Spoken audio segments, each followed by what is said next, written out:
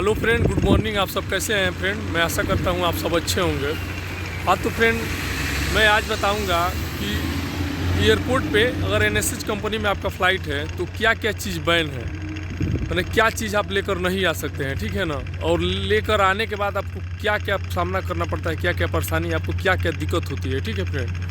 और दूसरा चीज़ है कि एक चीज़ और बताऊंगा कि बेल्डर की सैलरी कितनी होती है। बेल्डर जो है, आर्क बेल्डर और आर्गन बेल्डर, उन लोगों का सैलरी कितनी देती है एनएसएस कंपनी, ठीक है। तो फ्रेंड, अभी तक हमारा चैनल सब्सक्राइब नहीं किया तो प्लीज़ हमारा चैनल सब्सक्राइब कर लीजिए और बगल में बेल आइकन की घंटी दबा दीजिए ताकि सबसे पहले नोटिफिकेशन आप तक पहुँचे। तो फ्रेंड देखिए, अगर इंडिया में आप डोमेस्टिक फ़्लाइट कर रहे हैं तो आपको कोई प्रॉब्लम नहीं है, कुछ भी लेकर जा सकते हैं, आ सकते हैं, ठीक है ना। लेकिन ऐसा यहाँ पे नहीं है। कहाँ पे? सऊदी में, दुबई में, कतर में, बहरीन में, ओमान में। अगर आप कहीं पे भी एनएसएस कंपनी में या कोई भी कंपनी में अगर आप फ्लाइट कर रहे हैं, जा रहे हैं, ठीक है, तो ये सबसे पहले ये चीज़ जानकारी ले लीजिए कि आपको क्या क्या लेकर जा सकते हैं, ठीक है। आपसे मैं बता रहा हूँ एक वाकया कि हम लोग के साथ में बहरीन में जब हमारा फ़्लाइट था तो एक इंजीनियर थे, ठीक है ना। क्या हुआ कि वो एक ड्रग्स मतलब दवा लिए थे, दवा ही था। अब सब लोग बता रहे थे क्या चीज़ का दवा था, कोई लोग बता रहा था सेक्स का दवा था, अब जो भी था, ठीक है ना।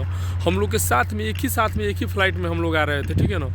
और देखिए, उनको एयरपोर्ट पे पकड़ा गया, ठीक है ना। वो दवा में बता रहे थे कुछ सेक्स का कुछ ऐसा मेडिसिन था, और समझ लीजिए कि 1 साल तक कंटिन्यू एयरपोर्ट से उनको जेल हो गया, समझ लीजिए, ठीक है ना। कंटिन्यू 1 साल तक कंटिन्यू वो जेल में रहे। थोड़ा सा प्रॉब्लम के लिए, मान लीजिए कि दवा में थोड़ा सा मेडिसिन में क्या प्रॉब्लम था समझ लीजिए, उसके लिए उनको 1 साल जेल हो गया, समझ लीजिए। और हम लोग 1 साल के बाद उनको, उसके बाद से कंपनी क्या किया कि चंदा लगा कर, हम लोग सभी लोग चंदा लगा कर, उसके बाद क्या हुआ कि उनको घर भेजा गया, इंडिया भेजा गया। 1 साल जेल में भी रहे। और मतलब मान लीजिए कि बहरीन का मालूम नहीं कितना, मैंने इंडिया का लमसम 10 लाख 8-10 लाख रुपया उनका वो लगा, जुर्माना लगा, समझ लीजिए। तो थोड़ा सा मेडिसिन के चलते समझ लीजिए उनको कितना भारी नुकसान करना पड़ा, कितना दिक्कत हुई। 1 साल तक 1 रुपया नहीं कमाए, ठीक है, 1 साल तक 1 रुपया नहीं कमाए। उसके बाद से उनको 10 लाख रुपया लमसम भरना भी पड़ा। उसके बाद से वो जेल में गए, मैंने जेल भी काटे, उसके बाद से घर पे गए। तो इसीलिए मैं बता रहा हूँ फ्रेंड कि यहाँ पे बहुत ऐसा चीज़ है जो मना है, ठीक है ना। ये नहीं है कि ये बैग है, पिट्ठू बैग है या ट्रॉली बैग है, उसमें आप कुछ भी डाल दिया और लेकर चले आए, ठीक है ना। यहाँ पे आपसे मैं बता दूँ कि जो ड्रग्स है ना, जैसे कि हीरोइन है, गांजा है, शराब है, मतलब वाइन है, ये सब का सबसे डेंजर वो है, समझ लीजिए। ड्रग्स में अगर आप पकड़े गए, हीरोइन, गांजा, अफीम, चरस, तो समझ लीजिए यहाँ पे मृत्यु दंड का सज़ा है। मृत्यु दंड बोले तो सर कलम सीधा, समझ लीजिए, ठीक है ना। इसमें कोई गुंजाइश नहीं है, समझ लीजिए।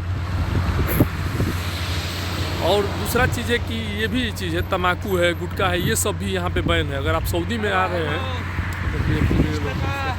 सऊदी में अगर आ रहे हैं तो ये सब चीज़ में भी बैन है, समझ लीजिए। यहाँ पे कहीं पे भी आप सुर्ती भी बनाकर नहीं खा सकते हैं। हाँ, चोरी से खा सकते हैं कहीं, उतना वो नहीं है, लेकिन सामने कहीं पब्लिक प्लेस में और यहाँ रोड पे कहीं पे भी खैनी बनाकर भी नहीं खा सकते हैं सुर्ती। उसके लिए भी आपको पुलिस पकड़ेगी तो तुरंत लेकर चले जाएगी थाने में, ठीक है ना। उसके लिए भी पेनाल्टी है, ठीक है। तो ये सब चीज़ भी आप हैंड बैग में, ये हैंड बैग है, इसमें नहीं लेकर आ सकते हैं। हाँ, जो ट्रॉली है, जो लगेज है, उसमें थोड़ा बहुत डाल सकते हैं। उसमें भी ये नहीं कि 2 किलो 4 किलो 10 किलो ऐसा नहीं लेकर आ सकते हैं, ठीक है। थोड़ा बहुत है, अपना चोरी से लोग कोई वो भी लेकर आ जाता है, किसी का बच जाता है, बहुत लोग का पकड़ा जाता है तो वहीं पे निकाल देता है, ठीक है ना। और ड्रग्स के बारे में तो सोचिएगा भी ना, क्योंकि बहुत से लोग ड्रग्स लेते हैं, ठीक है ना, अपने इंडियन भाई। जैसे कि मान लीजिए कि चरस है, गांजा है, हीरोइन है, अफीम है। उसके बाद से बहुत से लोग गांजा का भी सेवन करते हैं। तो ये भूल कर भी मत रखिएगा और न लेकर आइएगा। यहाँ पर सोचिएगा, अगर आप इसका सेवन करते हैं तो आप बिल्कुल मत आइए यहाँ पर, सऊदी में बिल्कुल मत आइए। दूसरा देश कहीं पे भी आप जा सकते हैं, ठीक है ना, लेकिन यहाँ पे गल्फ कंट्री में ये अलाउ नहीं है, समझ लीजिए। सऊदी में तो बहुत हार्ड है, समझ लीजिए, ठीक है ना।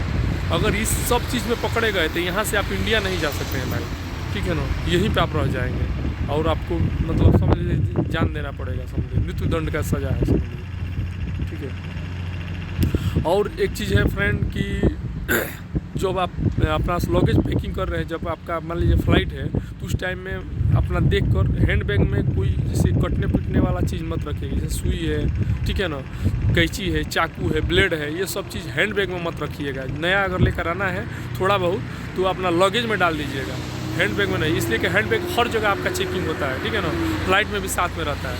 और दूसरा चीज़ है ऑयल है, जैसे तेल है, बाल में लगाने वाला कड़ू तेल है, मस्टर्ड ऑयल है, ये भी मत रखिएगा, ठीक है ना।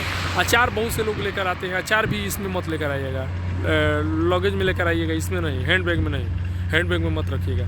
और एक सबसे बड़ा चीज़ मैं बता रहा हूँ, ये सब कुछ नहीं बताता है। एयरपोर्ट में अगर आप एंट्री कर दिए, एयरपोर्ट में जैसे अंदर आ गए, तो एयरपोर्ट में आप चेक करते रहिए कि पीछे से ऐसे बैग आप टांग लिए हैं, पीछे से कोई कुछ खोल के डाल नहीं दे रहा है बैग में आपका। अपना बैग का बहुत सावधानी से रखिएगा, क्योंकि बहुत से लोग हैं दूसरे को फंसाने के लिए भी कुछ डाल देते हैं बैग में, ठीक है ना। आपको क्या मालूम है, कुछ ड्रग्स है, कोई कुछ है, आप फंस जाएंगे, समझ लीजिए। कोई ये नहीं सुनेगा कि आपका है कि नहीं, यार नाम तो नहीं लिखा रहेगा ना, वो तो आपको ही पकड़ेगा, आपके बैग से निकलेगा तो, ठीक है ना। तो ये बहुत चीज़ है, केयर एकदम फ्लाइट के टाइम में एकदम केयर करते रहिएगा जब तक आप फ्लाइट में बैठ ना जाए, ठीक है ना। कहीं पे भी उतरते के टाइम में, मान लीजिए यदि इंडिया से आकर यहाँ पे सऊदी आ गए, तो यहाँ पे भी एयरपोर्ट में चौकन्ना रहिएगा कि आपके बैग में कोई कुछ रख नहीं रहा है। और एक चीज़ बता रहा हूँ फ्रेंड कि बिल्डर का सैलरी कितना होता है, ठीक है। तो बिल्डर का फ्रेंड एनएसएस में सैलरी बहुत अच्छा देती है, समझ लीजिए। अभी मैं बहरीन में था तो वहाँ 200 बीडी से 250 बीडी तक बिल्डर का सैलरी था, समझ लीजिए।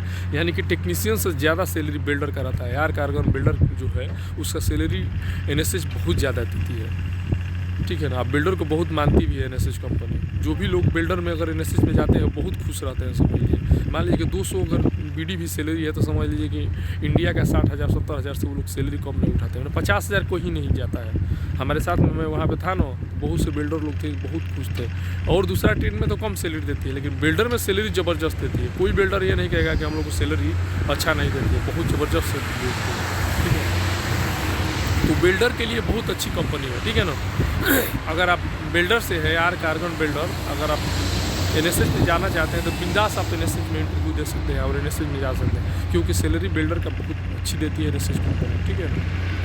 तो फ्रेंड अभी मैं वीडियो का एंड यहीं पे कर रहा हूँ फ्रेंड। तो हमारा वीडियो कैसा लगा प्लीज़ कमेंट करके बताइएगा। अच्छा लगा तो प्लीज़ लाइक कीजिएगा, अपने दोस्तों को भी शेयर कीजिएगा। और अभी तक हमारा चैनल सब्सक्राइब नहीं किया तो प्लीज़ हमारा चैनल सब्सक्राइब कर लीजिएगा। ओके, मिलते हैं नेक्स्ट वीडियो में। ओके, आज के लिए गुड बाय।